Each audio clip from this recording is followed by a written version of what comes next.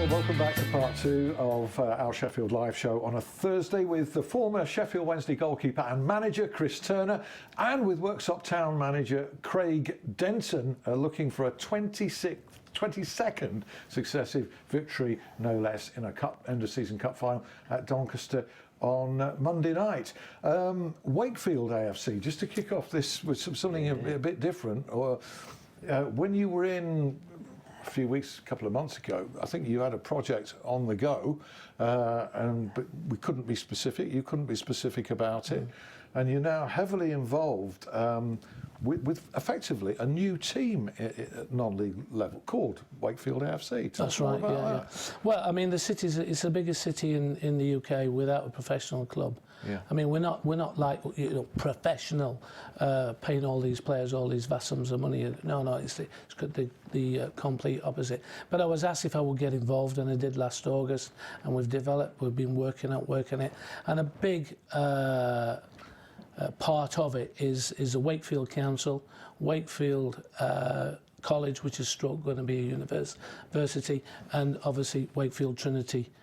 For a venue. Wakefield Trinity plans are going to be announced in the next month or so regarding their home ground, which is the oldest rugby league ground in the world, which is going to be hopefully redeveloped, and we are going to be in there with Wakefield Trinity. And there's money going into a new stadium development, isn't there? Yeah, that's the one. Yeah. I was reading 5 million, was it? They're going to rebuild. Well, it's 10 million. 10 million. The whole complex will be a £10 million. And what level of the pyramid are you going to to be playing? Well, we have to start. We have to go with start right down at the very bottom, which will be the Midland Central North Division. Midland Central North. How far is that below you at Worksop? Yeah, in another count, it's a couple of leagues down.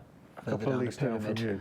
And how rapidly can you rival? Well, it's a bit of both, really. I mean, obviously, you want to do well in the leagues, which I feel we will do, and the availability of leagues above, and the facilities, which obviously should be for top draw for those levels of football anyhow, and fan base, which hopefully will grow as the years and the success hopefully that comes. You need to be a league club really to tap that potential, don't you?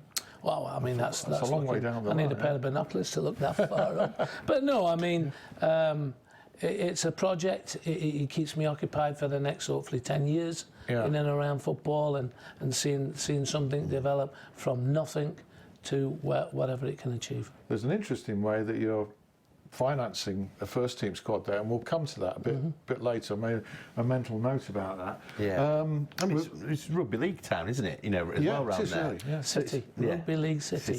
Come on, get it right. There we go. No, I'm going to be honest. I didn't realise that Wakefield was a city till I was going up there. But I've worked in Leeds quite a lot, and people in those kind of areas just outside of Leeds, near Wakefield. Oh, it's massive. Rugby league is huge. There's more people play football in Wakefield than play rugby. Is that right? Yeah. Really? And it's got a population of 330,000 people. That's fantastic. So if we can just get a small percentage of them 330? I looked it up and it said it was about 100, but I think that was just the... Yeah, I mean the catchment area. The catchment area around it. But a lot of those will be going to Elland Road though, won't they? Well, Barnsley, Doncaster, Sheffield Wednesday, Sheffield United. But it's all, they're all half an hour away. Well, if we can become their second club, because it's their hometown city. Fantastic, I think it's brilliant. That's what we're trying to grab onto. Yeah, excellent. We're going to talk Blades as well a little bit this hour, how they will approach the Premier League and whether these guys, Owls both, think that they'll stay in the Premier League. But meantime, just to top and tail our chat in part one about the manoeuvres behind the scenes at Sheffield Wednesday. A player from Germany, Julian Warner, a left-sided defender, is apparently poised to sign. What do you make of that? Well, obviously we don't know him, but I look at Pouquet at Norwich, as I mentioned earlier, who'd known of him, and this is what I sincerely hope, and I'm sure it will be with Steve, that these players this player has obviously been recruited by being watched and has the ingredients that we need to be have at the back to make us stronger. I mean, Hector has done absolutely unbelievably well. But you read today about Fulham and then possibly other clubs. I mean, he is a bit of a Lone Ranger sort of player. He's been going from club to club for a number of years. He really needs to find somewhere settled. Hopefully it's at Sheffield Wednesday, but if he's from down south, Fulham could be a big draw for him. There's a big lot of competition for Sheffield Wednesday for that player, particularly after the way he played. I also think it's time that Sheffield Wednesday started to recruit players on knowledge and what they feel that the player could bring to the team, rather than this agent wants him to come, so we'll sign him and we'll pay him that, and he's already and he's 32 or 30 years of age. They've got to be looking very, very closely and bring in the right players and develop a team. And ideally they have a resale value as well. This guy's 28, but we don't know the rest. I would imagine that Steve, I put in my column this week, he's got a silver tongue and gold-plated contacts. Well, I think that Premier League loan players. What do you think? Well, I think young Premier League loan players will come. He's already tried a couple. The problem is when Steve came in and it was a latter end of the window. January's not a good time, as we said before. These players haven't played a lot of football, then they go and play. Suddenly, 3 or 4 games in, hamstrings, other injuries start to come. A good pre-season with 4 to 5 of these so-called bracketed players would make a massive difference. That was exactly the theme of my column this week in the Sheffield Telegraph, that hopefully get the loan players in for a full pre-season, because you get breakdowns otherwise. And that was sad in the case of Ashraf Lazar and Rolando Aarons from Newcastle, because they both seemed to me to fit the bill in terms of what was required. Yeah, well, they needed an injection of youth and an injection of pace. Yes. And Wednesday's sadly lacked that over the last 2 or 3 seasons. Do you think he'll go back for either of those? It looked like a bit of a farewell message from Aarons on Twitter today. I don't know. You can only look. Steve would have seen him in whatever he's seen in training and in a couple of games. So he's had a look at him. But in the meantime, he might have found some other players that he believes is better. And as you said earlier, there, Steve Bruce is going to attract players. They've gone right with the manager, because the manager's seen it, done it and everything, and he will be able to attract the players into the club. And I think if you are a player somewhere and you can go and play for Steve Bruce or another manager, I think you're going to or Craig Denton, you're going to pick. Or Craig exactly, Denton. yeah. You're going to pick. Not sure if our budget can. Also, Bruce has got his own recruitment team in place, or members of it, which is important. That's massively important. And probably a trusted network as well. It's no good having people a recruitment team, and if they're all got their own agendas. Well, we all understand what's been happening in the past. Carlos has said certain things. Josh didn't say a lot, but I think you can imagine what's been happening, and the recruitment's got to be down to the manager and his recruitment team. But I'd like for next season, I'd like him to save a little bit of money and reinvest it back into the supporters, because the ticket prices are too high, the World Cup prices are too high, the boxes and everything else is too high. They've got the manager. They've shown what he can do with the team he's got now. Can you imagine with the younger and quicker players into his squad, with the 25,000 plus people every game? Get that place rocking. It's got to happen. They've got to get the fans back. My nephew came over from America, wanted to watch Sheffield Wednesday, £42 to watch a game. He said if he wouldn't be coming that distance, he wouldn't have gone in. And I know a lot of people that can't afford to go. Despite the arguments on that score, and I'm sure that the powers that be would argue from a different perspective on those charges. Well, I would say look at Sheffield United. Yeah, you could say that. You turn up there on a Saturday afternoon and it's boom time. OK, playing devil's advocate, you could also say that despite factors you're talking about, the crowds at Hillsborough have still been very, very good. The crowds only just below Sheffield. That shows you, I think that almost, almost backs Chris's you could add another 5,000 people onto that. Yeah. A lot of people I know cannot afford to go and watch Sheffield Wednesday. I just think you've got diehard Sheffield Wednesday fans who just love the football club, and they will pay the £42 because they love it that much. Yeah. I think it's astronomical, if I'm being honest. You know, it's not just £42. You need to turn up and you're going to be parking your car. That might be a £5. You might buy a programme for £3. You might have a couple of drinks and a pie. You're talking for a couple. You're looking at £150 for two people to go and it's watch like a going to game. a concert, isn't it, or something? What's it cost to watch Worksop then? £6. So well, next season will be. It's only it'll be about £5. £8. It's only £5 at Hallam, you know. Yeah, it is. Yeah, Sheffield. Yeah, but they're NCL two one. divisions below now. No, but I think that's a massively serious point from me as a supporter. as a supporter, Yeah. former manager and player, and go down there. I remember the third floor at Hillsborough was packed. You go to the third floor now, it's empty. Then it was rocking, and you know the club needs to see. Just look across the city and just sit down and think, right, what have Sheffield United done over the last 3 or 4 years better than us? Most things, unfortunately, off the pitch. Well, I'm sure there are lessons to be learned. And there's a lot of lessons to be learned, and I think if they took that up, allied with the management and the team, they can get the whole stadium rocking behind everybody and push the team further. Certainly couldn't be a more popular appointment or credible appointment as manager. You mentioned earlier the pressure that Sheffield United's promotion is adding to Sheffield Wednesday for the coming season. And that's quite significant because for me, and I don't know about for you, I was thinking from this point it was a 2-season job to get Sheffield Wednesday into the Premier League, bearing in mind you've got to create a new squad this summer. You've only got one window and then another in January. Do you think it's a 2-season job or can it be done in one? It can be done in one, but I think a sensible would be to look at it at 2. But you know, there's going to be that frustration of Sheffield. You look at Sheffield United under Chris. He just outside the playoffs for the previous season to this season, finishing top 2, challenging for top 1. So really, Steve Bruce starts now for me. Yes. And this is his first season at the club, really, full season. And you know, I personally don't believe that the Championship is that hard if you get the right recruitment. And Norwich have proved it, and Sheffield United have proved it. Teams have come out of the Premier League. Your West Broms, your Swanseas.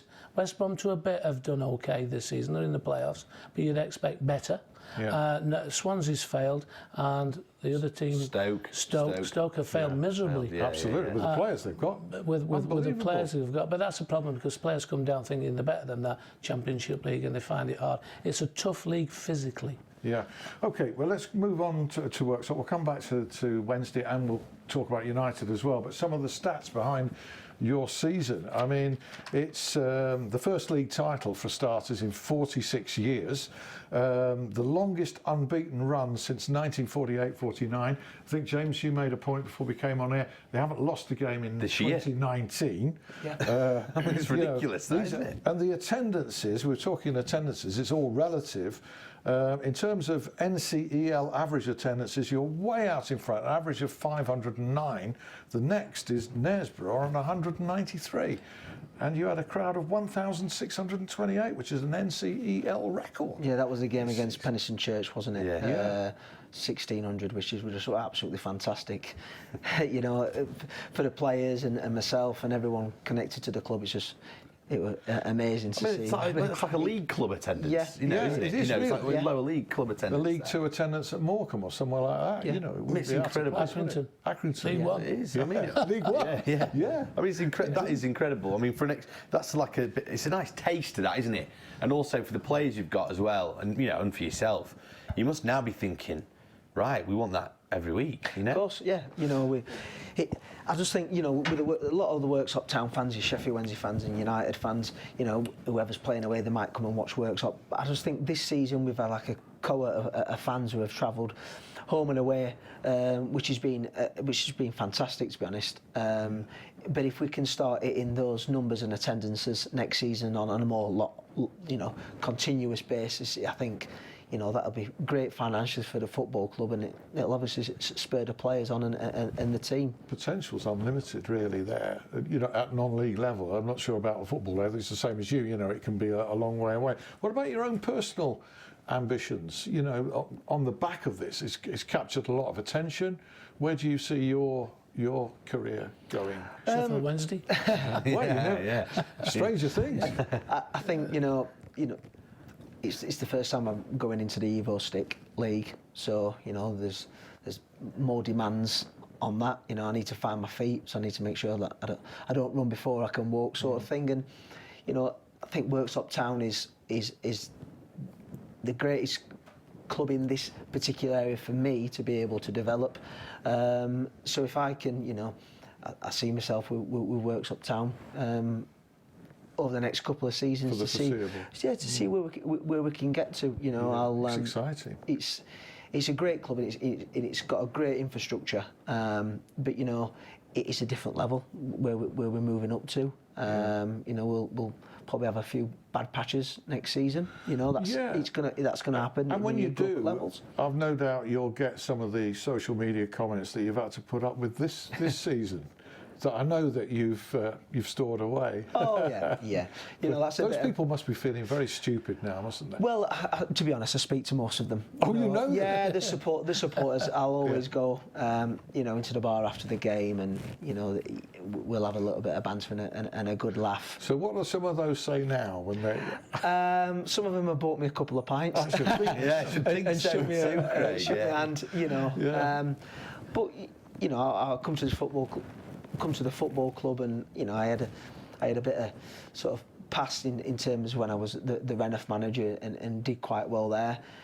And you know, people, Worksop Town fans want the best for their football club, and you know, when they made the appointment with myself, they may have thought, well, who's this guy? You know, what has he ever done? You're a record breaker. You're in the all-time history Fantastic. of Worksop Town and the Northern Counties Yeah, League. it's been fully enjoyable. Absolutely, It really has. all-time. Hopefully we can just continue and kick on now. I mean, even at the level Craig's at, it's exactly the same as what is at the top level in football, where supporters, manager walks through the door, it's either up there or down there. Yeah. Yeah. Criticism on social media. So Craig has the same problems as what the highest managers do, and to those people, it's their life. Them supporters. He's a legend. He's a legend. I'm sure he is. Craig is a legend, as you are, of course. We're going to come back. I'm going to ask you honestly about the Blades' prospects in the Premier League. I'll think about that shortly. But James has got everything else. Yeah, we've already talked about the Wednesday retained list. Just a couple of notables on the Sheffield United retained list that was sort of released this week. You know, obviously they've had to sort of get rid of a lot of players as well with the contracts expiring and stuff. One notable really is Paul Coots, who, you know, just does show you really that there is no sentiments in football. Certainly no hard feelings from Chris Wilder in that respect. It's just the way it is. You know, he's been, you know, he leaves as a Blades legend. A lot of people were saying on Twitter for his, you know, his help in the League One season and the last season as well in the Championship. But that was an interesting one, wasn't it, Alan? I think Paul Coots suffered an unlucky break in more ways than one with that horrendous broken leg. Yeah. It disrupted the team at the time, and who knows what they would have gone on to Last achieve, because he season, was banging form, and it also massively affected his career, didn't it? It's sad, really, yeah. Very sad. Yeah. And also, he's twice been in here, and you and I can vouch for the fact that he's a fantastic top man. A really good bloke, and you'd recommend... He will have a long list of clubs. I would have thought so. Yeah. I mean, what a free transfer. You know, you're getting him on a free transfer. Some lucky club is going to be getting him. So, so good luck to Paul Coots. Top character, and really all the best, Paul. Absolutely, yeah. Elsewhere in sport in the local region, just about 20 minutes ago, the Sheffield Sharks got underway in their playoff action. You might remember last week I mentioned that they had a double header last weekend against the Newcastle Eagles in their quarter-final of the British Basketball League playoffs. It's the top 8, they all go into a little playoff competition. So they got through that over 2 legs, over 200 points scored by each team, and they got through by 3 points over 2 legs. So that was a fantastic result. And that gets them in the semi-final, first leg tonight against London City Royals. They play them again tomorrow night as well. The winners of these 2 legs will play against the winners of Plymouth or Leicester for the BBL title, which is rather exciting. So I'll bring you up to date with how that's gone next week on the programme. I also mentioned last week that Sheffield United ladies have got their last game of the season taking place this weekend. It's on Saturday, it's at Bramall Lane, and it's at 5:30. So So if you're a Sheffield United fan and you're thinking, oh, I missed the season already so much, you can go and watch Carla Ward's Sheffield United side, because they've done well, and they've guaranteed a 5th place finish. Yeah, six successive victories, I think. And Carla Ward is here next week. Brilliant. Carla Ward is here. Santini, one of the top players of Sheffield United ladies, is here. And so is a senior BBC television producer who's working behind the scenes on the Women's World Cup, Lance Hardy, who's a Worksop supporter. He will be in next week, putting the focus on women's football. Yeah, fantastic. A couple of players from this area got selected for the England Yes, squad they did indeed. Yeah, we'll be talking about all that next week on the programme. Meanwhile, the Sheffield Eagles have been waxing lyrical about them all season so far in the Rugby League Championship. They did lose to Lee, though, last week, and that's 2 consecutive defeats for them. They're on a high, though, at the moment. The 3rd place in that league behind Toulouse and Toronto. It was 42-38 the score, so it was a tight match. Only 1 try separating them. A week off this weekend. It's the Challenge Cup, of course, and then back in action against Barrow next weekend. A bit of Steelers news as well for you. Brad Day, he's the goalie. He's leaving. He wants to try and find some number 1, some starting position ice hockey next season. I think he's looking at moving to Telford. So just to mark your on that one, Steelers fans, and some golfing lines as well for you. The Walker Cup squad. Walker Cup is where GB and I play against America. It's the amateurs. It's like the Amateurs Ryder Cup. Very historic. Rory McIlroy, Tiger Woods played in it. Danny Willett, Matt Fitzpatrick from the local area played in that as well. Massive competition, massive tournament. And there's 3 lads from Sheffield named in their preliminary squad. Alex Fitzpatrick, Bailey Gill and Joseph Pagden as well. All from Sheffield named in the prelim squad. That actually takes place in September in Royal Liverpool against the Americans. Lots of golf to be played before then, but a great achievement to get in that preliminary squad. And also, just to finish off as well, we talked about your great run. Well, you've got the cup final on Monday. Yep. At the Keep Moat. That is going to be brilliant, isn't it, Craig? Yeah, it's going to be amazing. It's going to be great for for the supporters. It'd be a perfect end to the season for us to lift the cup. We're coming up against a strong Liverpood side. You'll take a lot there, won't you? We'll take a few coaches there. A few 100,000 maybe. Yeah, I reckon. Yeah, there'd be a good 600-700 Worksop Town travelling to fans. That'd be great, that though. A professional. Obviously a big ground, big stadium. Yeah, fantastic. Less than 2 minutes remaining. Sheffield United in the Premier League. You both offered genuine congratulations. Are they staying up, Chris? I think they will do. Yeah, I do. I think that they'll not spend like Fulham. I think they'll recruit well. They dismantled the heart of the team. I don't think Chris would do that. I think he'll bring in 3 or 4 quality players that can play in the Premier League. And as we said earlier, I think they'll be on the front foot still. And I look at Cardiff. They've survived.